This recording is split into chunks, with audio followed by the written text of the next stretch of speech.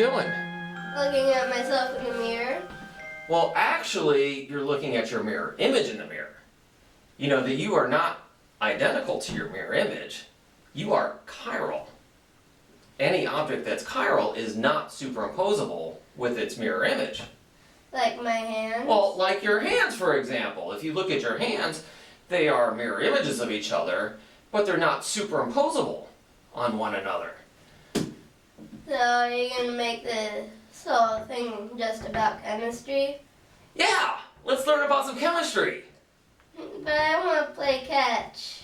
How about we learn about some chemistry first? I don't want to play catch. I'll tell you what, when you watch this video back, you can pull the little bar across to the very end where we play catch, okay? Okay. All right, let's go.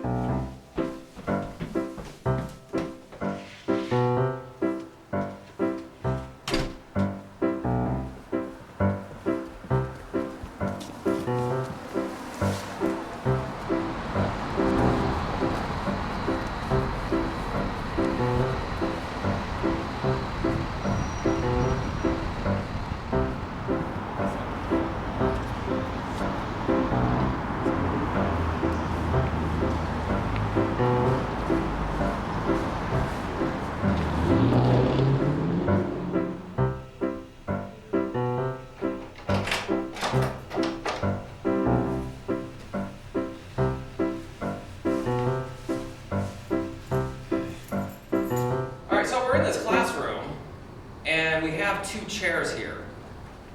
Are these chairs chiral? No, Well, why not? because they're identical. One's the same as the other one. Well, they are mirror images of each other, too.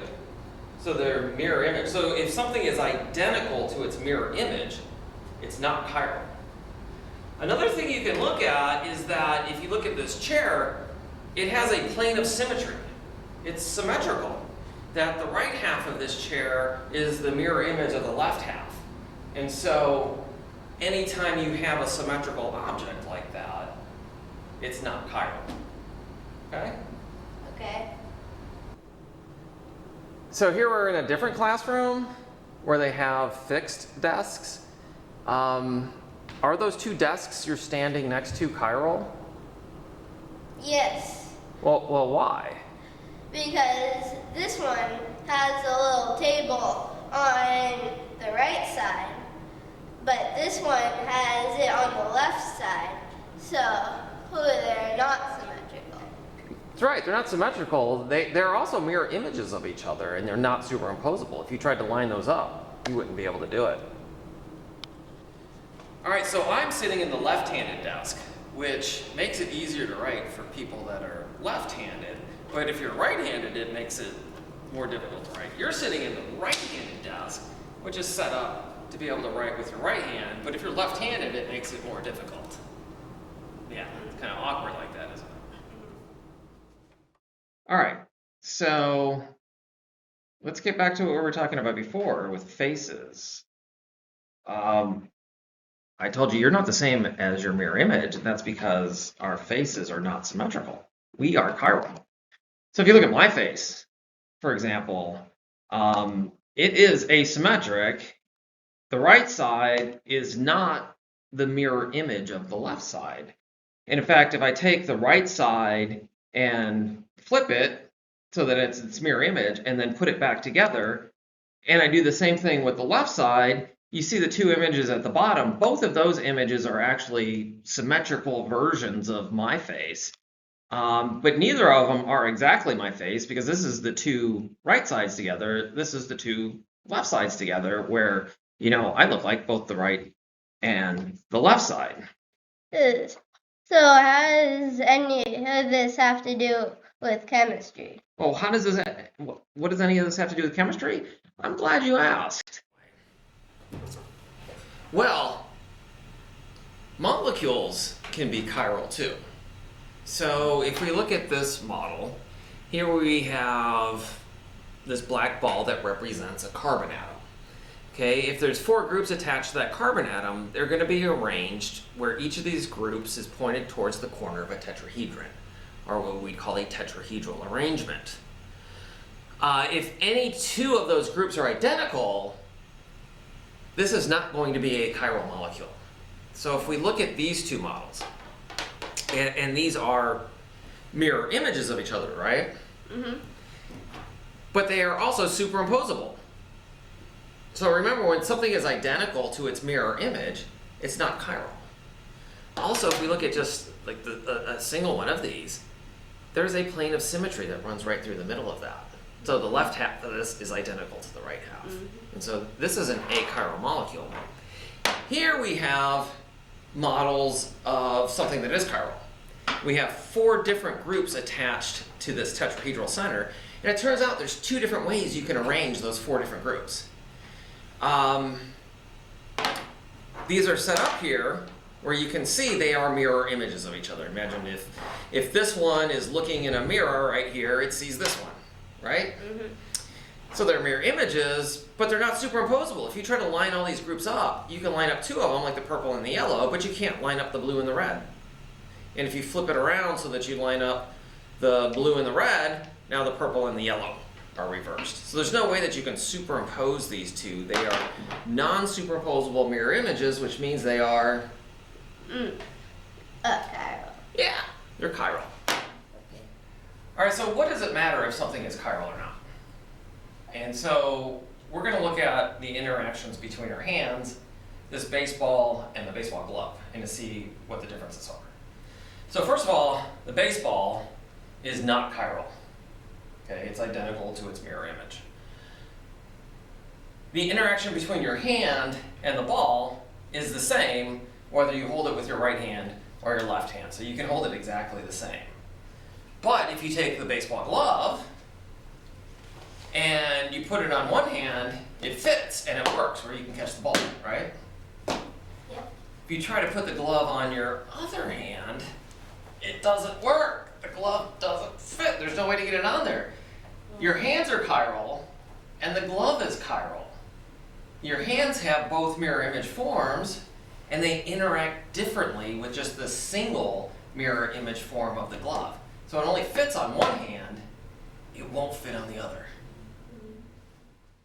All right, so how does this relate to chemistry and why is this important? Well, it turns out that nature's building blocks are what we call single enantiomer chiral molecules. Remember, the enantiomers are the mirror image forms of a molecule. And so the basic building blocks of nature occur as only one of the 2 possible mirror image forms.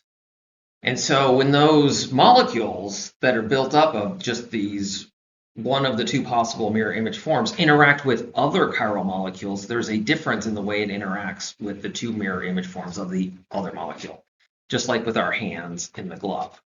Okay. Some examples here. Amino acids, this is the structure of your basic amino acids, which makes up all your peptides and proteins in your body. Sugars, carbohydrates, things like glucose or starch, cellulose, occur in nature as a single mirror image form. Hormones like the steroid hormone shown here. Here we have the basic structure of your nucleic acids, the building blocks of DNA and RNA.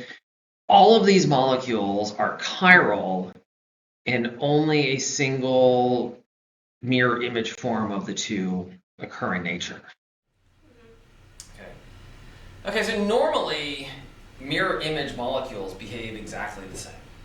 Okay, if you have some molecule and you have a sample of both of the mirror image forms, they're going to seem the same in most situations. You're going to have the same melting point, same boiling point, same density, and so on. Only when they interact with other chiral molecules will they behave differently. And so we're going to do a little demo to kind of explain how that works. And we're going to try to relate this to the biomolecules. And so remember, with biomolecules, the basic building blocks only occur as a single mirror image form. And so I'm going to have here, this is the biological receptor, just in the one mirror image form. Now your hands are going to be some other molecule, and you have both of the mirror image forms of this other molecule. Now, only one of those two forms is going to fit into this receptor and cause some kind of physiological response. The other one's not going to fit. So let's shake hands with that one. Does it fit? I mean, it doesn't fit into the receptor right. What about your other hand? Oh, look at that. It fits into the receptor just right, and it can cause whatever response. Okay, this ability of one mirror image form of one molecule to differentiate between the mirror image forms of another molecule is what we call chiral recognition, where it's the ability of one chiral molecule to recognize what mirror image form it's interacting with of another chiral molecule. And so this is kind of like the handshake analogy that we just looked at, where if you're shaking hands, the right hands fit together correctly, whereas the left and right don't. And so if you have a chiral pharmaceutical, one mirror image form of that pharmaceutical is going to fit into the biological receptor properly, the other one won't. And at the very least, it would just be a waste to have that other one present. And in the worst case, that other one is going to fit into some other receptor and cause problems, have serious side effects. And so here's an example of a couple of pharmaceuticals where one mirror image form has the properties you want. So if we look here at one mirror image form of naproxen, or the drug Aleve, it is an anti-inflammatory drug, and this one mirror image form is responsible for those biological effects, whereas the other mirror image form is toxic to your liver. And so you don't want to have that mirror image form present if you're taking that drug. A kind of extreme example is thalidomide, where one mirror image form of that drug is a sedative, and the other one is what's known as a teratogen, which means that it can cause serious birth defects if someone who's pregnant takes that drug. And so it's really important when you're talking about molecules that interact with you that you are actually taking the correct mirror image form and not the other one.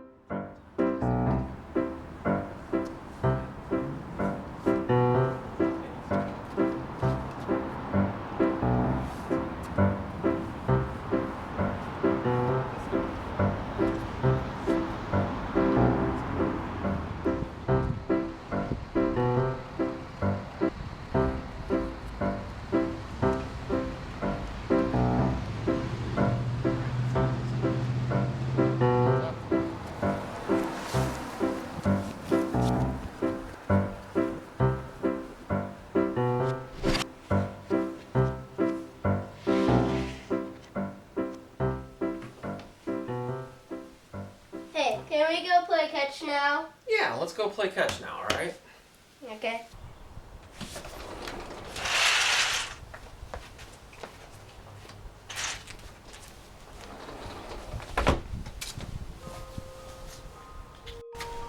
Well, I hope you learned a lot about chiral recognition and about how your hands can interact the same with something that's achiral. Just throw the ball already. All right, all right.